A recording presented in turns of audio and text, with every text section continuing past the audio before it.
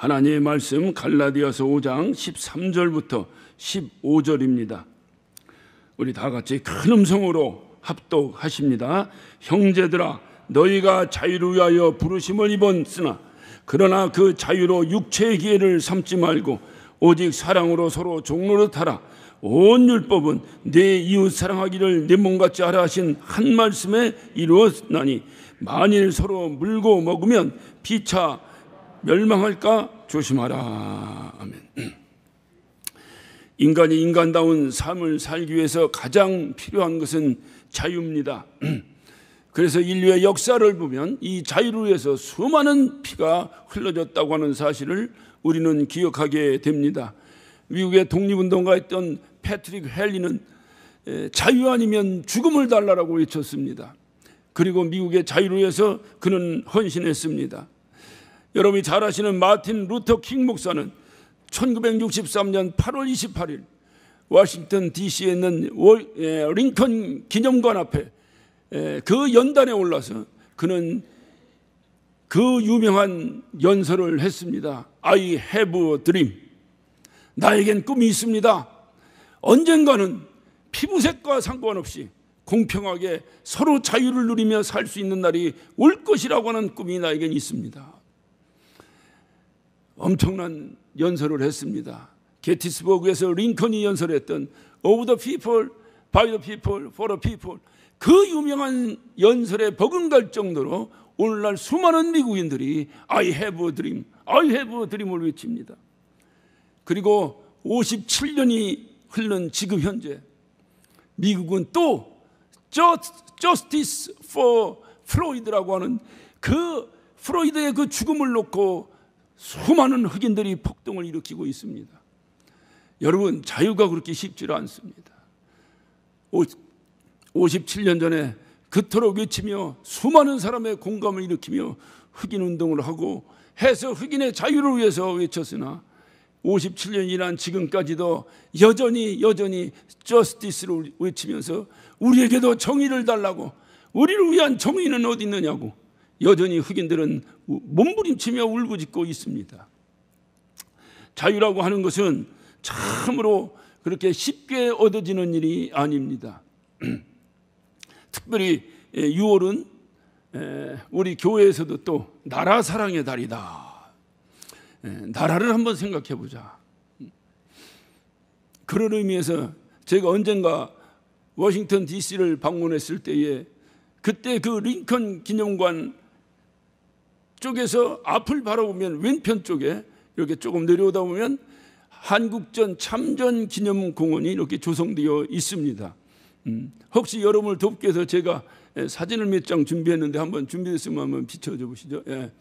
여기 뭐 본의 아니게 제가 나오는데, 제가 나오는 이유는 그 오해는 하지 마십시오. 왜냐하면 요즘은 사진을 또는 동영상을 함부로 갖다 쓸 수가 없다는 거예요. 그래서 방송실에서 요청해도 그게 되질 않습니다. 그래서 할 수 없이 제가 나온 사진, 제가 찍은 사진이니까 누가 뭐라고 하겠습니까? 그래서 제 모습이 나왔는데 이해를 하고, 여러분 저 뒤에 있는 그 미군들의 그 조형물은 여러 매체를 통해서 여러분이 기억나실 것입니다. 저것이 바로 한국전 참전 기념공원의 그 모습입니다. 그 앞에 보면 잘 보이진 않지만 흐릿하게 글이 써져 있습니다. 알지 못했던 나라, 우리가 한 번도 만나보지 못했던 사람들이 우리를 구해달라고 외치는 그 음성에 응답하고 달려간 우리의 자랑스러운 아들과 딸들이라고 써 있습니다. 그 뒤에 있는 저 군인들이 바로 그렇다는 거예요. 다음 사진 한번 넘기세요. 저기 보면 그 앞에 저렇게 기록이 되어 있습니다.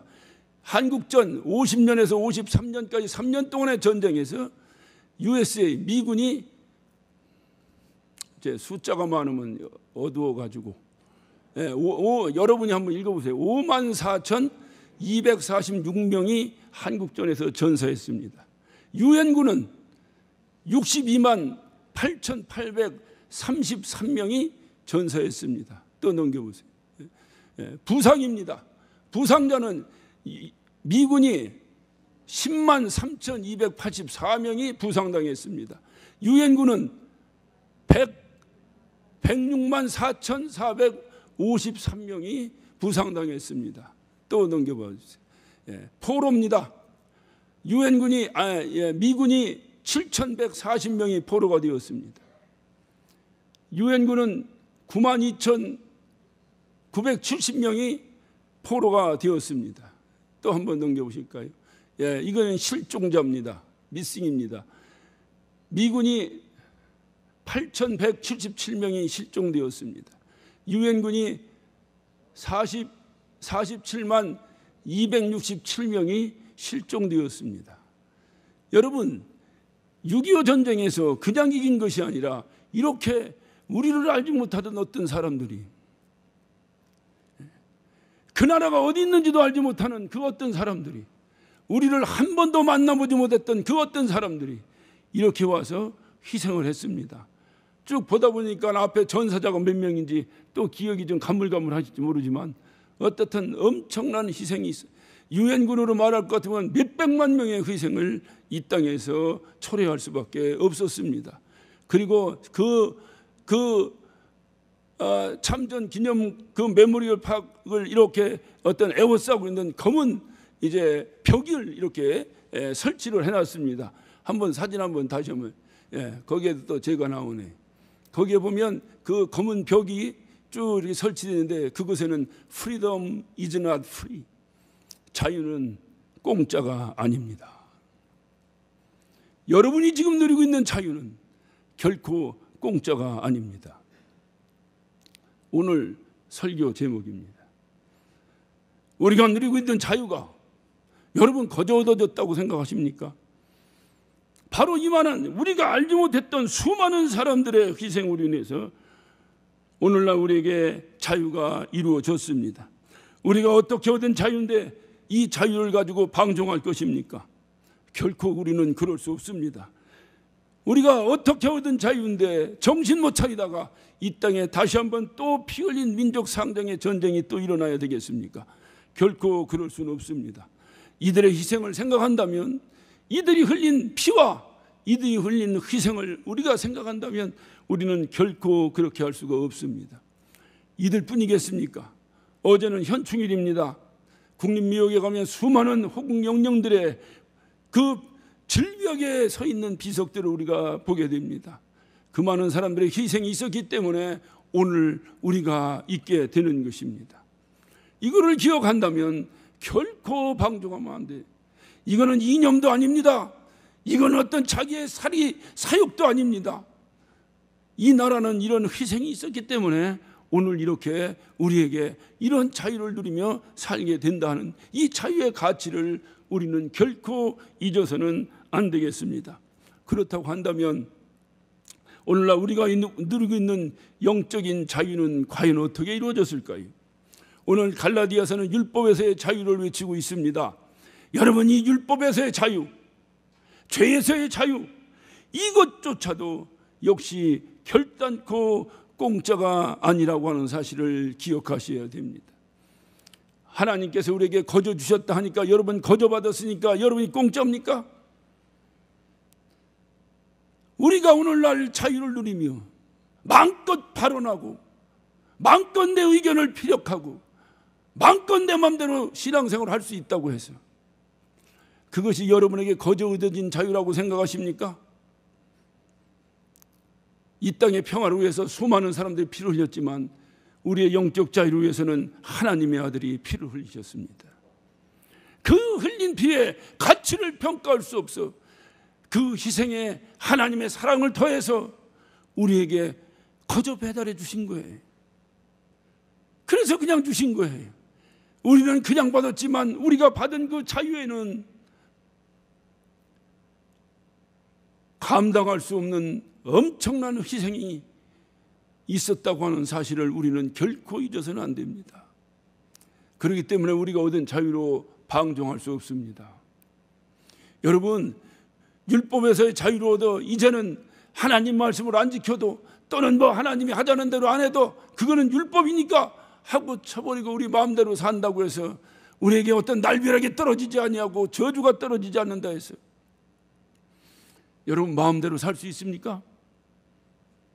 하나님의 희생을 생각한다면, 예수 그리스도의 희생을 생각한다면 우리가 결코 그렇게 살 수는 없을 것입니다. 다시 또 종의 명예를 매야 되겠습니까? 함부로 살다가 방종하다가 다시 또 종의 명예를 매야 되겠느냐 하는 겁니다. 아브라함을 통해서 하나님은 은혜를 허락하셨습니다. 아브라함과 하나님은 은혜의 관계에서 이루어졌습니다. 그런데 그 은혜의 관계로 후손들이 흘러가면서 방종하기 시작했습니다. 하나님 없이도 살 수 있는 것처럼 살아갔습니다. 그때 하나님께서 법으로 정한 것이 율법입니다. 그리고 이후로는 율법에 매여 종노릇하고 살 수밖에 없었습니다. 이것을 예수 그리스도의 희생으로 말미암아 우리에게 감당할 수 없는 자유가 얻어졌는데, 역사라는 것은 이렇게 방종하다간 하나님의 역사가 다시 율법에 매이는 종으로 변한다면 여러분은 어떻게 하시겠습니까? 과연 예수 그리스도의 희생이 무엇이 되겠느냐 하는 거예요. 우리가 얻어진 자유는 결코 공짜가 아닙니다. 다시 결단코, 그래서 오늘 이 본문 말씀의 앞에 5장 1절에도 보면 그리스도께서 우리로 자유케 하려고 자유를 주셨으니, 그리스도께서 우리에게 자유를 주셨으니 그러므로 굳세게 서서 다시는 종의 명예를 매지 마라. 다시는 결단코, 결단코 종의 멍에를 다시 메어서는 안 될 것이다. 왜? 우리를 종의 멍에에서 벗겨주시기 위해서 죽어서도 안 되시는 그분이 죽으시면서 희생하셨기 때문에, 다시 우리가 종의 멍에를 맨다면 그것을 벗기기 위해서 내가 또 한 번 예수 그리스도를 십자가에 못 박아야 되겠느냐 하는 겁니다. 결코 우리가 얻은 자유가 방종의 기회가 되어서는 안 됩니다. 어떤 경우든지 그렇게 되어서는 결코 안 됩니다. 오늘 본문 말씀을 여러분이 잘 보면 13절을 봅니다. 형제들아, 너희가 자유를 위하여 부르심을 입었으나 그러나 그 자유로 육체의 기회를 삼지 마라. 우리가 얻은 자유는 육체의 기회를, 다시 말해 육체의 욕망을 채기 위한 방종의 기회가 되어서는 결단코 안 된다는 것입니다. 왜 육체의 욕망을 위해서 방종하는지 아십니까? 우리가 왜 이렇게 하나님께서 우리를 위하여 자유를 주시기 위해서 이렇게 희생하셨다는 것을 다 알면서, 성경 공부를 통해서 아니면 설교를 통해서, 여러분 모르긴 해도 이전에 들어오신 모든 분들은 이 사실을 거부하거나 무시하거나 모르시는 분은 없을 줄로 믿어요. 그런데도 왜 방종하십니까? 그 이유는 한 가지입니다. 그 희생에 대한 감사를 느끼지 못하는 거예요. 왜? 거저받았기 때문에 그렇습니다. 제 아주 친한 친구 목사님이 침례 교회의 그 초대교회 신앙에 대한 역사적인 책을 번역을 했다고 저에게 책을 한 권 미국에서 보내왔습니다.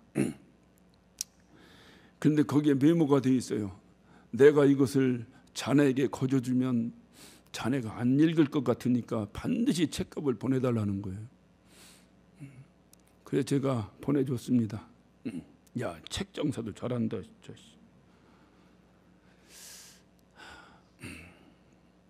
거저받으니까 여러분 우습습니까? 예수 그리스도가 십자가에 못 박힌 것을, 그 혜택을 여러분 거저받으니까 우습습니까? 감사가 없어진 거예요. 그분이 나를 위해서 어떻게 희생하셨다는 그 감사가 다 없어진 거예요. 그래서 나오는 것이 방종입니다. 내가 어떻게 해서 자유를 얻었는가만 알면, 우리 어머니가 나를 어떻게 길렀는가만 알면 그 아들은 결코 그 어머니 앞에서 방종할 수 없어요. 우리 아버지가 나를 어떻게 길렀는가를 알면 결단코 그 아버지 앞에서 대들 수 없어요. 어떻게 그 아버지를 거역합니까? 모르는 거예요. 이론적으로는 다 알죠. 우리 어머니가 진자리 마른 자리 가라니시며 나를 길르셨다는 걸 모르는 자식이 이 세상에 어디 있습니까? 그런데 거저받았거든요. 거저받았거든요. 잊어먹은 겁니다. 감사가 사라져버린 거예요. 내가 이 어마어마한 이 사실을 은혜로 거저받았다고 하는 사실을 잊어버리고 감사가 사라져버린 것입니다. 그래서 그 얻어진 감사가 없어져 버린지 그 이유는 우습게 생각하는 거예요. 나루에서 예수님이 죽었다는데 우스운 거예요. 갈라디아 2장 20절은 그렇게 말합니다. 나를 위하여 그리스도께서 십자가 못 박혀 죽으셨다. 내가 그리스도와 함께 십자가 못 박혀 죽었다. 그러므로 이제는 내가 산 것이 아니라 내 안에서 그리스도가 사시는 것이기에 나는 그리스도로 해서 살 것이다라는 고백을 우리는 날마다 합니다. 그런데 여러분, 왜 여러분 주장을 그렇게 하십니까? 왜 여러분 마음대로 뭘 하려고 하십니까? 제가 이 단에서 수차례 여러분에게 부탁을 드렸는데도 여러분 왜 여러분 마음대로 여러분 의견을 들어달라고 자꾸 하십니까?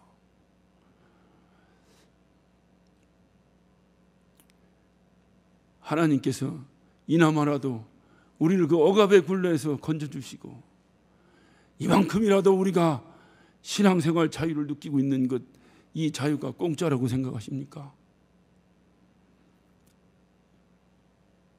여러분 얼마나 힘들게 지금까지 왔습니까? 우리는 그 은혜를 잊어버린 거야. 다 잊어버린 거야. 그래 그냥 그 감사가 없으니까 가치도 없고 가치가 없으니까 그냥 누가 뭐 잘못 산다고 해서 뭐라고 하나 누가 뭐라 하는데 뭐라 하나 그러니까 자기 멋대로 살아가. 다 자기 생각이 옳고 사사기의 말씀처럼 자기의 소견대로 살아가는 거야. 그거를 성경적으로 방종이라고 말합니다. 여러분 자유는 공짜가 아닙니다. 이 대한민국으로 해서도 여러분 이 경각심을 결코 잊어서는 안 됩니다. 보수든 진보든 그것이 무슨 상관이 있습니까? 이 나라 국민이라면 이 나라를 지켜야 합니다. 공짜가 아닙니다. 결코 공짜가 아닙니다.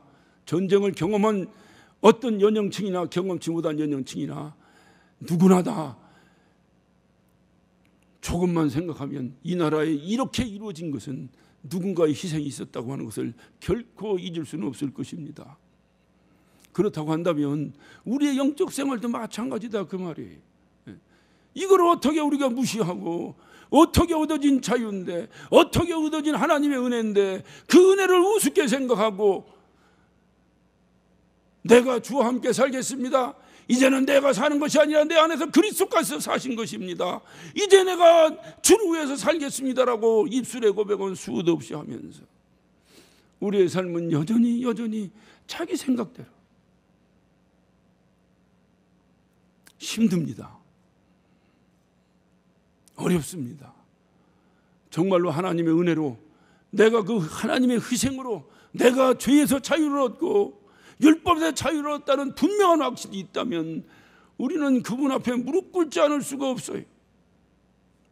세상에 죽을 수밖에 없는 인간이 나를 위해 죽어도 내가 평생을 그를 위해 살겠다고 고백하거늘 죽어서도 안 되며 죽을 수도 없는 창조주 하나님이 우리를 위해 대신 죽으셨다는데 여러분 그것이 여러분에게 아무 가치도 없는 그냥 공짜라고 생각한다면 과연 우리의 신앙생활은 무엇으로 컨트롤할 수 있겠습니까? 교만하고 방종하고. 왜 이게 나오는지 아십니까? 왜 자기가 똑똑하다고 생각하는지 아십니까? 하나님의 은혜를 잃어버렸기 때문에 그래요. 하나님의 은혜를 잃어버렸기 때문에 그래요. 여러분 마음 가운데 내가 얻은 이 자유가 공짜가 아니다라는 것만 분명하다면 우리는 언제든지 하나님 앞에 바로 설 수 있을 것입니다. 여러분 일본의 유명한 여류 작가 미우라 아야코에 대해서는 여러분 잘 아실 것입니다. 한문으로는 산포능자라고 이렇게 쓰는데 잘 모르시면 여러분 빙점이라고 하는 소설은 기억하시겠죠. 그 빙점의 저자입니다. 그가 쓴 여러 소설 가운데 양치는 언덕이라고 하는 책이 있습니다. 이 책에는 나오미라고 하는 주인공이 등장을 합니다. 이 나오미는 목사의 딸입니다. 원래 이 미우라 아야코가 크리스찬 작가이기 때문에 항상 그의 소설에는 복음적인 어떤 이런 어떤 내적인 그런 표현이 항상 들어 있습니다. 목사의 딸입니다. 근데 이가 류이치라고 하는 어떤 남자를 만나고 홀딱 반해버렸습니다. 부모님의 반대도 무릅쓰고 어떤 그를 따라서 집을 도망가 버렸습니다. 그런데 이 류이치는 그렇게 그가 생각했던 훌륭한 사람이 아니고 술주태백입니다. 바람둥이입니다. 결국 얼마 살지 못하고 나오미는 그와 헤어져서 친정으로 돌아와 버립니다. 얼마 후에 이 류이찌는 폐병에 걸렸습니다. 그 남자들이라는 게 원래 그래요. 지가 힘 있을 때는 지멋대로 살다가 병들면 찾아옵니다. 그 이 류이찌가 폐병에 걸려서 아무것도 할 수 없어요. 그래서 헤어졌던 나오미를 찾아서 그를 찾아옵니다.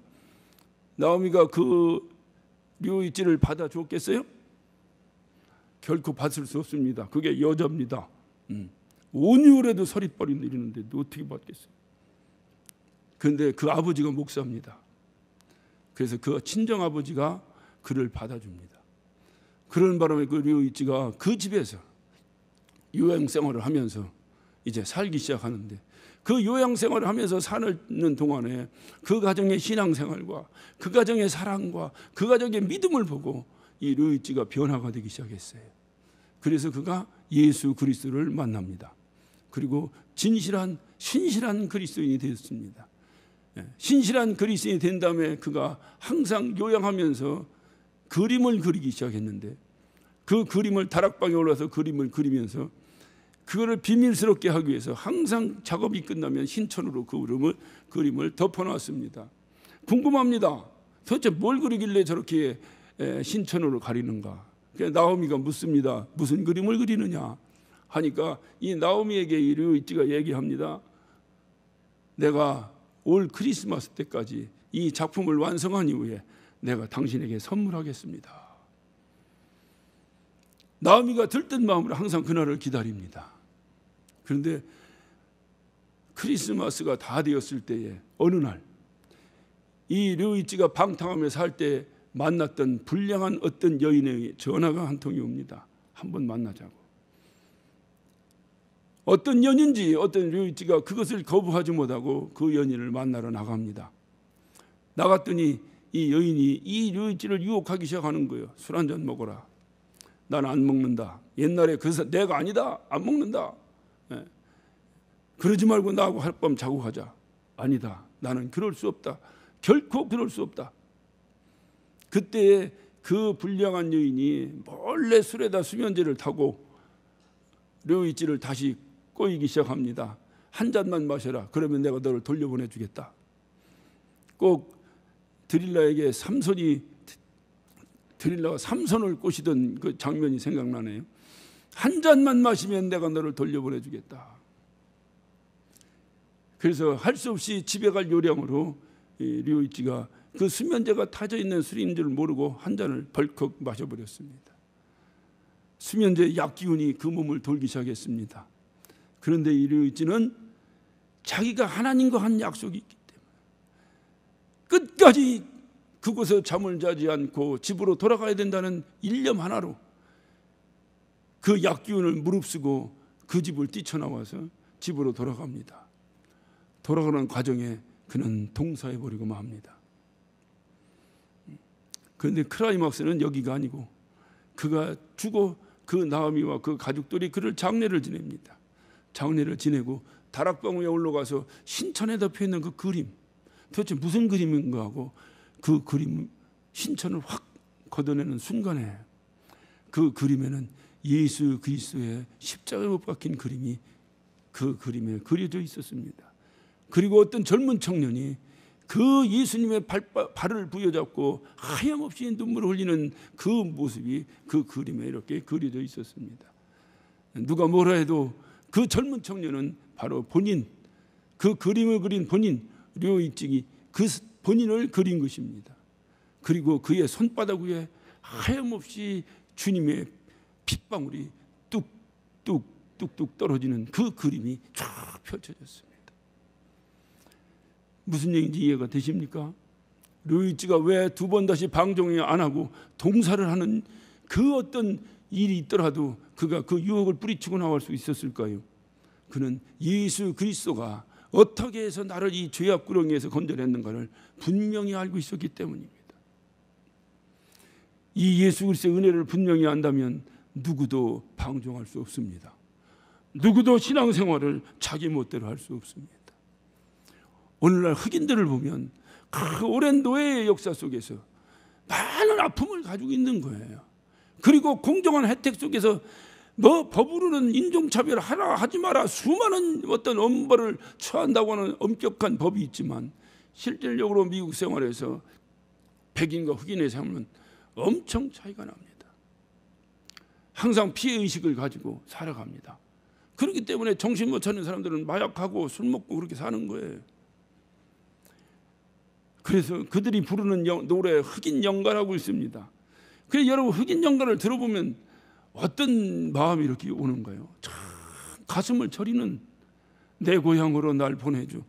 그 소리를 들으면 일반인 누가 부르는 것과 그 흑인들이 하면서 부르는 그 노래를 들으면 정말로 우리 가슴을 막 쥐어짭니다. 그 흑인 연가 가운데 우리가 복음성가처럼 부르는 찬양이 있어요. 오 자유 오 자유 나는 자유하리라 비록 얽매였으나 나는 이제 돌아가리 자유 주시는 내 주님께 비록 노예의 몸으로 얽매여 있지만 그의 영혼은 나에게 자유 주신 주님에게 가겠다는 거예요. 이런 고백이 이것이 바로 주님이 우리에게 주신 자유가 어떤 것인가를 아는 사람의 고백이지. 자유 줬다니까 마음대로 살고 마음대로 뭐 자기 멋대로 하는 것 이게 자유라고 생각하십니까? 만약에 그런 사람이 있다면 차라리 그에게는 율법 아래 있는 것이 훨씬 복된 삶일지도 몰라요. 중요한 사실은 우리가 얻은 자유로 방종하지 않기 위해서 주님은 오늘 여기서 중요한 말씀을 하십니다. 다시 13절을 봅니다. 형제들아 너희가 자유로하여 부르심을 입었으나 그러나 그 자유로 육체의 기회를 삼지 말고 육체의 기회를 삼지 마라. 오직 사랑으로 서로 종노릇하라. 육체의 기회를 삼지 마라. 그러면 육체의 기회를 삼지 않는 방법이 뭡니까? 라고 묻는 우리의 질문에 주님은 답변하십니다. 서로 종노릇하라. 이 주님 말씀이 참 굉장히 적극적인 것이요. 도둑질하는 자에게 주님은 도둑질하지 말라고 한 적이 없습니다. 도둑질하지 말라. 도둑질하는 자에게 도둑질하지 말라로 끝난 것이 도둑질하지 말고 남을 구제하라고 강력하게 경고합니다. 여러분 남을 돕고 남을 구제하는 사람이 도둑질하겠습니까? 여러분 스스로 종노릇하고 스스로 섬기며 살아가는 사람이 자기애가 얻어진 자유로 방종하는 사람이 있겠습니까? 그러니 내가 방종하지 않고 내가 하나님이 그토록 피 흘려 너에게 준 그 육체의 기회, 그 자유를 육체의 기회로 삼지 않기 위해서 너희가 해야 될 방법은 서로 종노릇하라. 서로 종노릇하라. 종의 명예를 매지 말라고 그토록 강조하셨던 분이 오늘 여기서는 종노릇하라고 또 말씀하십니다. 여기서 말하는 종노릇은 내가 누구보다 부족하고 못해서 섬기는 그런 것이 아니라 나를 자유케 하신 주님의 은혜에 감사해서 스스로 섬기며 살으라는 거예요. 그 은혜에 보답할 요량으로 섬기며 살으라는 거예요. 내가 얻어진 자유에 감사가 더해졌습니다. 그 더해진 감사 위에 사랑이 더해졌습니다. 그랬더니 나에게서 섬김이 나왔습니다. 바로 이런 섬기는 삶, 이 삶이 복음적인 삶이 아니겠습니까? 주님이 우리에게 자유를 준 목적은 바로 이런 삶을 살으라고 주신 것이지. 내 멋대로 살으라고, 내 소견대로 살으라고, 네 생각 주장하며 살으라고 주님이 주신 것이 결코 아니라는 사실을 기억하셔야 될 것입니다. 왜냐? 우리가 얻은 자유에는 공짜가 아니기 때문에 그렇습니다. 그 누군가가 아니 우리의 영적인 자유를 위해서 예수 그리스도께서 십자가 못 박혀 죽으셨기 때문에 그래. 그 흘리신 피값으로 우리가 자유를 얻었기 때문에 그렇습니다. 우리가 하나님을 섬기고 이웃을 섬기는 것도 그렇게 해야만이 천국 가기 때문에 한다. 그러면 우리는 또다시 율법에 매인 종이 되어버리고 말아요. 우리가 그렇게 하는 것은 그렇게 해야만이 천국 가기 때문에 하는 것이 아니라 우리를 자유케 하신 하나님의 은혜가 너무 감사해서 하나님을 사랑하고 이웃을 사랑하는 것입니다. 마태복음 22장 37절 이하를 우리는 황금률이라고 말합니다. 율법사가 와서 묻습니다. 예수님을 시험하기 위해서 묻습니다. 율법 중에 어느 것이 가장 큰 계명입니까? 그때 주님이 말씀하십니다. 너희는 마음을 다하고 목숨을 다하고 뜻을 다하여 주 너희 하나님을 사랑하라. 이것이 가장 큰 계명이다. 그리고 내 이웃을 네 몸같이 사랑하라. 이것이 바로 선지자요 율법의 강령이다. 황금률입니다. 그래서 오늘도 여기 말씀하신 14절에 온 율법은 내 이웃 사랑하기를 네 몸같이 하라 하신 한 말씀에 다 이루었다.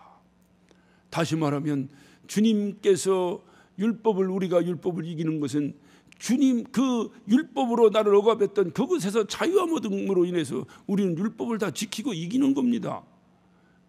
그렇다고 한다면 진정 자유함은 무엇으로 나타날 수 있는가?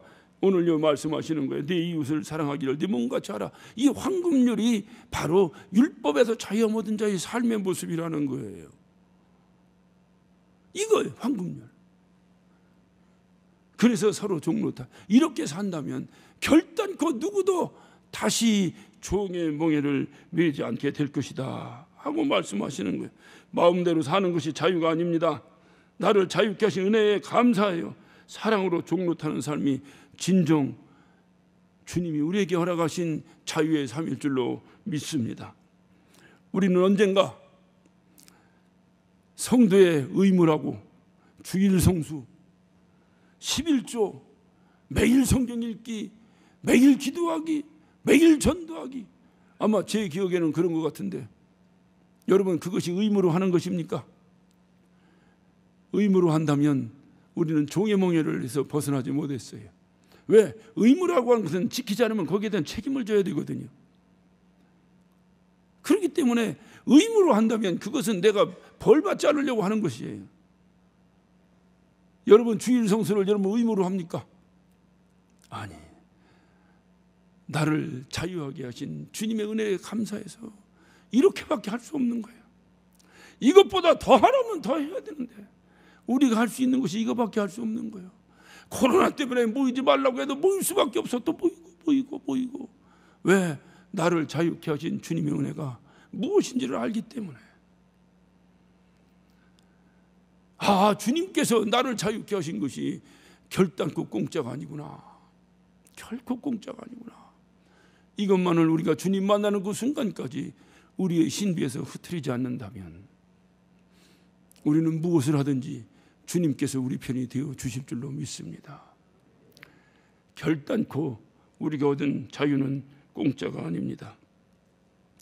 주님이 죽으시면서 우리에게 허락하신 그 자유에서 우리가 다시 또 방종함으로 또 종로로 할 것입니까? 우리가 어떻게 얻어진 자유인데 그것을 또 팽개치고 다시 종의 모습으로 돌아가겠습니까? 그러나 그렇게 하지 않게 해도 주님이 강력하게 경고하신 것은, 권면하신 것은 서로 종로로 타라고 말씀하십니다. 여러분, 서로가 종로로 타는 거예요. 네가 잘나고 네가 못나고, 그러니 잘난 사람이 못난 사람 억압하고 힘 있는 사람이 힘 없는 사람 억압하고, 그것이 주님이 우리에게 주신 자유가 아니에요. 자유는 서로 종로로 타라는 거예요. 이런 교회가 좋은 교회 아니겠어요? 여러분, 이런 교회 다니고 싶지 않으십니까? 우리가 좋은 교회 만들면 뭘 어떻게 하겠는데, 무슨 교회를 만들려고? 우리가 좋은 교회를 만들려고 하면 이런 교회 아니겠어요? 서로 종로 타는 교회입니다.